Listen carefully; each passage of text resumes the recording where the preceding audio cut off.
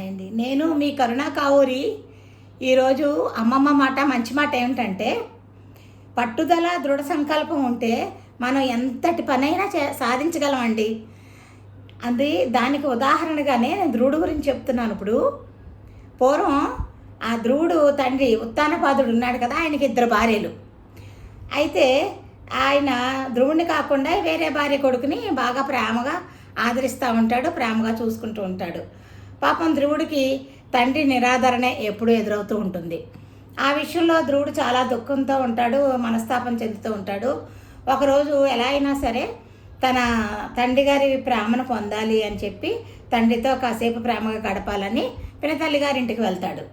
అక్కడ తీరా చూస్తే ఆ పినతల్లి గారి కుమారుడైన ఉత్తముడిని ఆ తండ్రికి ఆరాపం చేస్తూ ప్రేమగా ఆదరిస్తూ కూర్చుని ఉంటాడు.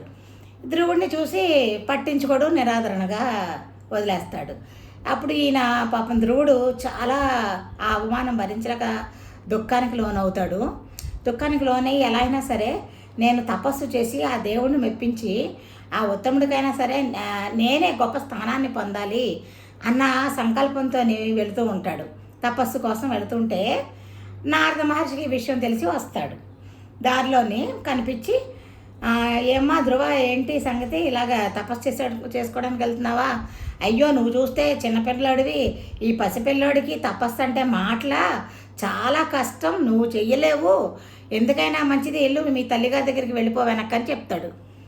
అప్పుడు ధ్రువుడు, లేదు స్వామి, నేను నా దుఃఖాన్ని పోగొట్టుకోవడానికి ఆ ఉత్తముడి కన్నా నేను గొప్ప స్థానం పొందడానికి ఎంత కష్టాన్నైనా భరిస్తాను స్వామి, నేను ఆ తపస్సు ఎంత కష్టమైనా సరే నేను చేస్తానంటాడు.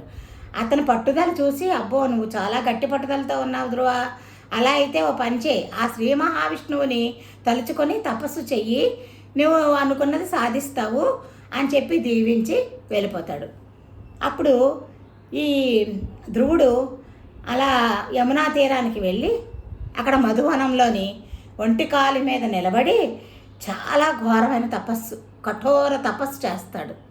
అతని కఠోరమైన తపస్సు చూసి ఆ శ్రీ మహావిష్ణువే అక్షరాలా కరిగిపోయి వచ్చి ప్రత్యక్షమవుతాడు. ఇంకా ధ్రువుడు ఆ విష్ణుమూర్తిని చూసి అబ్బా చాలా ఆనందపడిపోయి సంతోషపడిపోయి ఇంకా తనకు వచ్చిన స్తోత్రాలన్నీ జపిస్తూ చదువుతూ స్తుతించేస్తాడు ఆ శ్రీ మహావిష్ణువుని. ఆయన చాలా ఆనందించి, శ్రీ మహావిష్ణువు, ధ్రువ, నీ మనసులో కోరిక తప్పకుండా నెరవేరుతుంది, ఈ లోకంలో ఉత్తమోత్తమైన స్థానాన్ని నువ్వు పొందుతావు, గొప్ప మహారాజువై కూడా ఈ రాజ్యాన్ని ఏలి సుఖ సంతోషాలతో జీవించుతావు, ఆ తర్వాత నువ్వు నక్షత్రం అయ్యి ఉత్తర దిక్కున స్థిరంగా వెలుగుతావు, ఈ లోకమంతా కూడా నిన్ను ధ్రువ నక్షత్రం అని పిలుస్తూ కొలుస్తారు అని చెప్పి అదృశ్యమవుతారు శ్రీ మహావిష్ణువు. చూసారు, అందుకే మనం అనుకుంటాం కదా, ధ్రువ నక్షత్రం తెలుసు కదా మనకి, ఆ ధ్రువ నక్షత్రం అట్లా ఏర్పడింది ఆ కఠోర తపస్సుతోటి, ఆ దృఢ సంకల్పంతో, పట్టుదలతోని ఆ శ్రీ మహావిష్ణువుని మెప్పించి అలాగా ధ్రువ నక్షత్రం అయిపోయారు ఆయన. అంత పసిబాలుడైనా కూడా అంత కష్టపడి సాధించాడనమాట. అందుకే చెప్తున్నానండి, పట్టుదల ఉంటే ఎవరైనా సరే ఏదైనా సాధించగలుగుతారు. బాయ్ అండి.